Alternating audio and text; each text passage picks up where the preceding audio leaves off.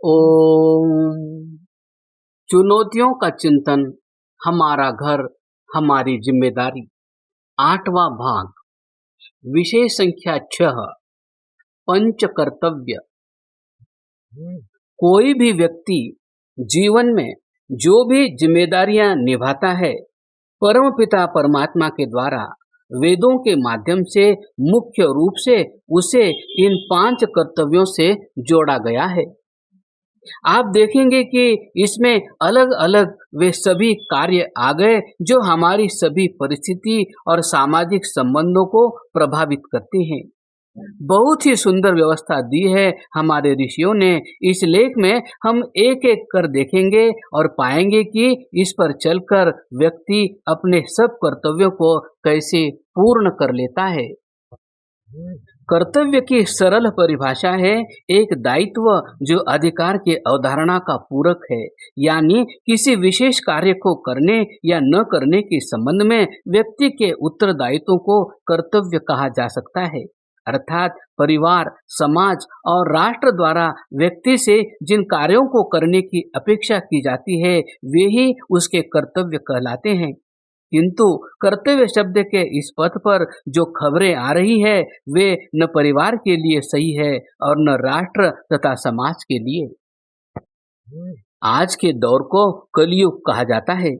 यह युग 4 युगों की अवधारणा में चौथा और अंतिम युग है। इससे पहले 3 युग आकर चले गए जो सत, त्रेता, द्वापर रहे थे। वैसे कलयुग में बहुत कुछ ऐसा हो रहा है जिससे इस युग को अच्छा तो बिल्कुल भी नहीं कहा जा सकता। आज अपराध बढ़ रहे हैं, दुर्घटनाएं अधिक हो रही है और सबसे बड़ी और हैरान करने वाली बात, बच्चे अपने माता पिता के ही नहीं हो रहे हैं। पुराने समय में जब बेटा पैदा होता था तो पिता कहते थे कि यह हमारे बुढ़ापे का सहारा बनेगा। अब जब बेटा पैदा होता है तो माता पिता के मन में एक ख्याल होता है कि बड़े होकर कहीं बेटा हमें वृद्धाश्रम में तो नहीं छोड़ आएगा। इस दौर में बच्चे अपने माता पिता की दुर्दशा करने में कोई कसर नहीं छोड़ रहे हैं। आज के समय में आपको माता पिता घरों में कम और वृद्धावस्था में अधिक मिलेंगे या घरों में अकेले। आखिर यह सब क्यों हो रहा है? दरअसल हमारे ऋषि मुनि बड़े ज्ञानी थे। वे स्वयं का आनंद त्याग करके समाज और राष्ट्र की भलाई के लिए शोध करते थे। बच्चे माता पिता का बुढ़ापे में सहारा बने, जंगली जीवों की तरह उन्हें लाचारी की हालत में न छोड़ दे, तो उन्हें इसके लिए पितृयज्ञ की विधि दी। पितृयज्ञ कोई ऐसा अनुष्ठान नहीं है कि पंडित बुलाया जाए और आहुति दी जाए और यज्ञ संपूर्ण। ये तो एक कर्तव्य है, एक उत्तरदायित्व है जिसे आप बिना मंत्र, बिना पंडित, बिना अनुष्ठान के भी कर सकते हैं। यानी पितृयज्ञ से परिवार व गृहस्थ जीवन सुखी बनता है। जिस घर में पितृजनों यानी परिवार के बड़े बुजुर्गों का आदर व सम्मान होता है तथा उनकी सभी आवश्यकताएं पूर्ण होती है, तो उस घर में उनके आशीर्वाद और उनके अनुभवों का लाभ उस परिवार को मिलेगा, जिससे वह परिवार भी सुखी बना रहेगा।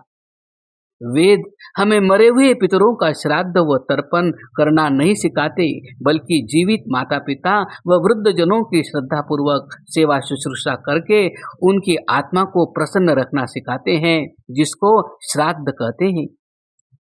अपने स्वभाव व व्यवहार से बड़ों के मन को तृप्त रखना ही तर्पण कहलाता है, जो जीवितों का ही कर पाना संभव है।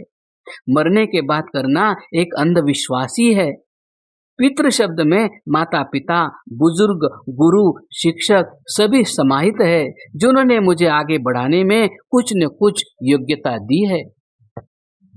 हालांकि हर कोई चाहता है कि उसकी संतान बुढ़ापे में उसकी सेवा करे, लेकिन एक सवाल सभी के मन में होना चाहिए कि क्या उन्होंने अपने माता पिता की सेवा की? क्या उन्होंने पितृयज्ञ किया? याद रखिए, जो हम समाज को देते हैं वही वापस लौट कर आता है। इसलिए अपने पंच कर्तव्यों में एक कर्तव्य पितृयज्ञ को जरूर करें। इससे आपकी आत्मा प्रसन्न रहेगी, समाज में सम्मान बढ़ेगा तथा बुढ़ापे में बच्चे आपको अपनेपन का स्नेह भरा स्पर्श जरूर देंगे। याद रखिए, कभी बहुधा कोई गरीब अपने माता पिता को वृद्ध आश्रम में नहीं भेजता। अपने माता पिता को वृद्धाश्रम भेजने वाले ज्यादातर अमीर और संपन्न लोग ही है, जिनका सामाजिक दायरा संकुचित हो चुका है।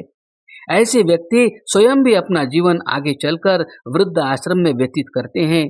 इन सब से बचना है, पितृयज्ञ तो आज ही करें। दूसरा कर्तव्य क्या है? असल में हर कोई चाहता है वो सुखी रहे, निरोग रहे, परिवार में कलह न हो तथा उसकी संतान समाज में सम्मान कमाए। अमूमन इसके लिए अधिकांश लोग अंधविश्वास का सहारा भी लेते हैं। कुछ भंडारे कीर्तन करा देते हैं, कुछ बाबाओं की चौखट पर मत्था टेकते हैं, तो अनेकों लोग मजारों पर चादर चढ़ा रहे हैं। लेकिन क्या ऐसा करने से उन्हें संसार के सभी सुख प्राप्त हो सकेंगे? फिर ऐसे में सवाल खड़ा होगा कि तो इसके लिए क्या करें? दरअसल कर्तव्य पथ इसका हल बताते हुए हमारे शास्त्रों में लिखा है, ब्रह्म यज्ञ यानी आत्मा के दुखों व कष्टों का निवारण करके आनंद की अनुभूति करवाने का नाम ही ब्रह्म यज्ञ है। ऐसे में सवाल हो सकता है कि ब्रह्म यज्ञ किया कैसे जाए? ब्रह्म यज्ञ वास्तव में बहुत सरल है। ब्रह्म यानी सृष्टि बनाने वाले परमपिता परमात्मा को कैसे स्मरण करना, कैसे उनको धन्यवाद देना है और कैसे हर स्थान पर अपने आसपास मन में महसूस करना है और उसकी प्रेरणा से कभी गलत कार्य न करने का संकल्प लेना ही ब्रह्म यज्ञ है। जैसे ही आप ये सरल सा ब्रह्म यज्ञ करेंगे, आपको किसी अनुष्ठान की जरूरत नहीं रह जाएगी। न किसी की चौखट पर मत्था टेकने की जरूरत, न किसी मजार पर चादर चढ़ानी, न कोई अंधविश्वास और न ही पाखंड में आपका परिवार फंसेगा। याद रखिए, ईश्वर उसी पर अपनी कृपा दया बरसाता है जो कर्तव्य मार्ग पर चलते हैं।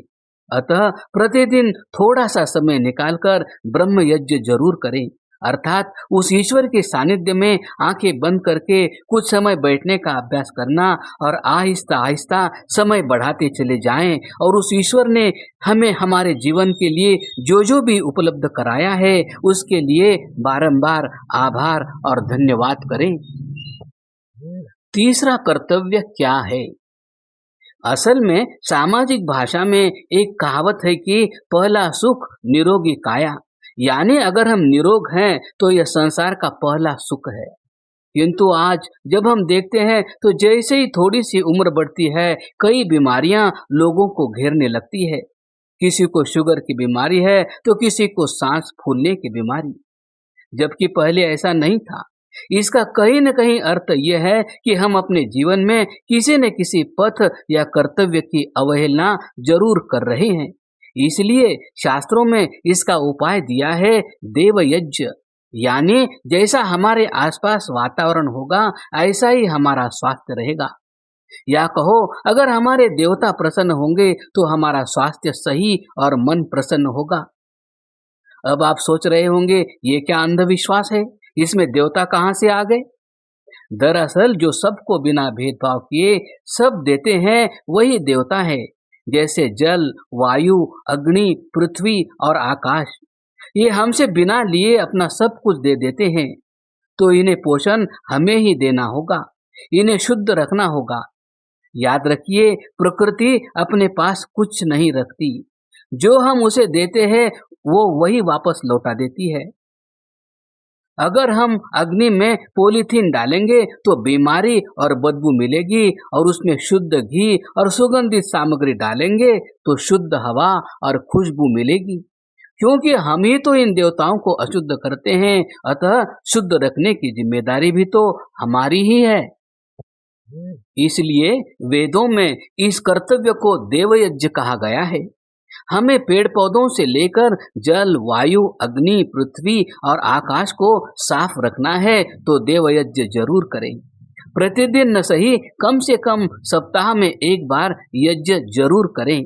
जिस प्रकार हम अपने शरीर को स्वस्थ रखने के लिए मुख से भोजन करते हैं और वो भोजन पेट में जाकर रस, रक्त आदि बनकर पूरे शरीर में फैलता है तथा पूरे शरीर की कमियों की पूर्ति करता है, तब मनुष्य स्वस्थ रह पाता है।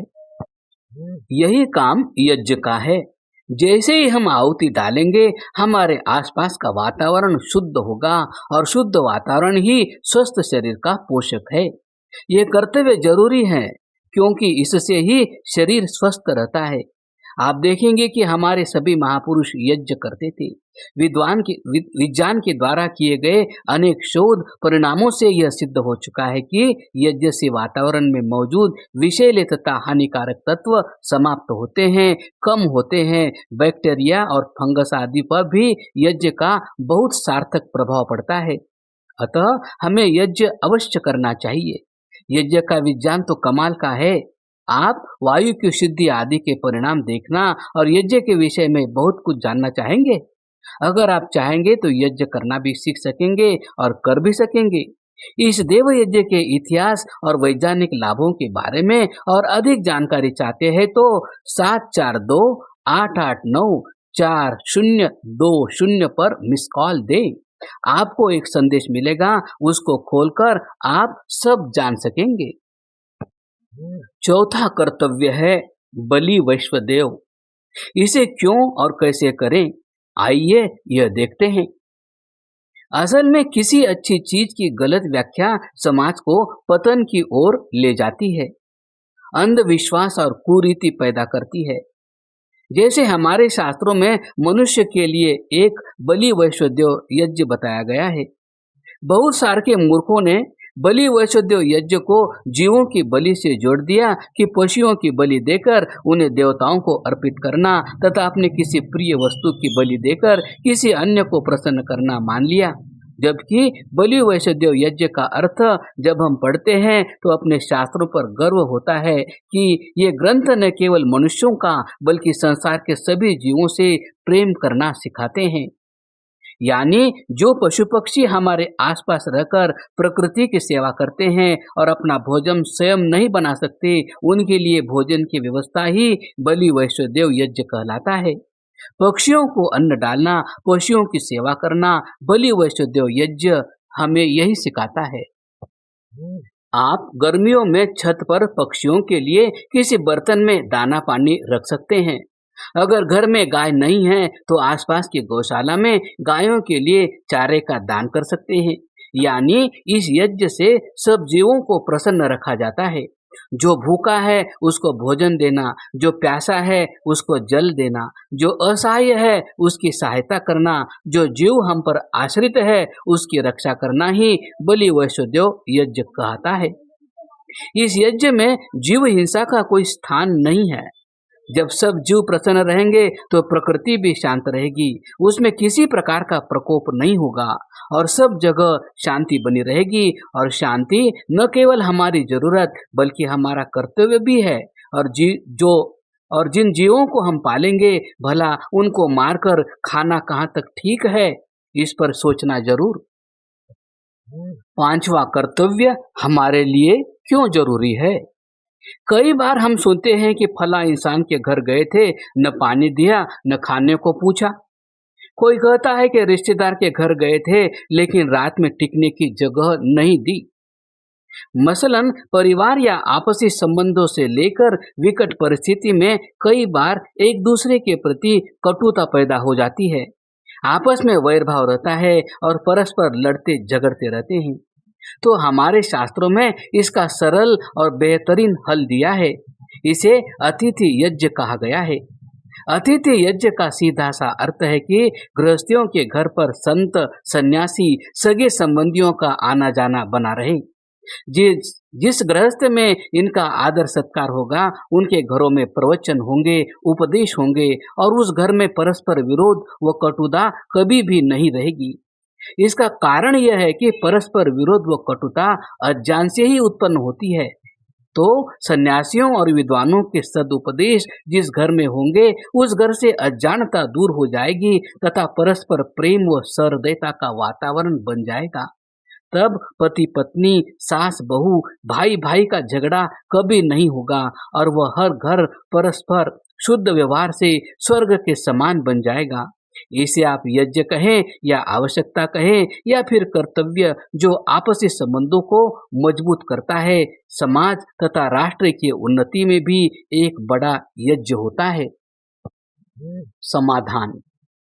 इस प्रकार 5 महायज्ञों से, 5 कर्तव्यों से सभी दुखों व कष्टों की निवृत्ति होती है। इसलिए हर व्यक्ति को, विशेषकर गृहस्थों को, अपना जीवन व गृहस्थ को सुखी बनाने के लिए ये 5 महायज्ञ अवश्य करने चाहिए। इन 5 कर्तव्यों का पालन कर उसे समाज में सम्मान, सुख, सब कुछ अपने आप मिल जाएगा। आप कुछ क्षण विचार करेंगे तो आपको ध्यान आ जाएगा, हमारे परिवारों में खासकर माताएं, दादी, नानी सुबह उठकर सबसे पहले भगवान का ध्यान करती थी, जिसे आम बोलचाल की भाषा में राम का नाम लेना भी कहते हैं। असल में यही ब्रह्मयज्ञ का स्वरूप है। फिर वह देशी घी का दिया जलाती थी, वह देवयज्ञ का स्वरूप है। फिर वह अपनी सासू, माँ आदि बड़ों के पैर छूकर आशीर्वाद लेती थी। उस दौरान परिवार में बुजुर्गों का बड़ा ध्यान रखा जाता था। ये पितृयज्ञ का स्वरूप था। घर में खाना बनाते समय पहली रोटी गाय की निकाली जाती थी। घर के बाहर बैल, गाय आदि के लिए पानी की हौद, बड़ा मिट्टी का बर्तन भर कर रखा जाता था। पक्षियों के लिए छत आदि पर पानी एवं अनाज रखा जाता था। यह बलि वैश्वदेव यज्ञ था। और अगर किसी साधु, सन्यासी अथवा राहगीर ने घर के बाहर आकर आवाज दी तो तुरंत उन्हें भोजन से लेकर अनाज आदि दिया जाता था। गरीब से गरीब व्यक्ति भी यह कार्य अवश्य करता था। इसे अतिथि यज्ञ कहते थे। चाहे उनको इनके नाम नहीं पता थे, परंतु ये 5 कार्य बहुत आवश्यक माने जाते थे और सब परिवारों ने होते थे। आइए परिवार और समाज हित में पंच महायज्ञ की इन सुंदर परंपरा को पुनः स्थापित करें। ये 5 कर्तव्य जीवन में लागू करें। विश्वास करें, परिवार में प्रेम, सद्भाव बढ़ेगा और आपके यहाँ उन्नति ही उन्नति होगी। क्रमशः।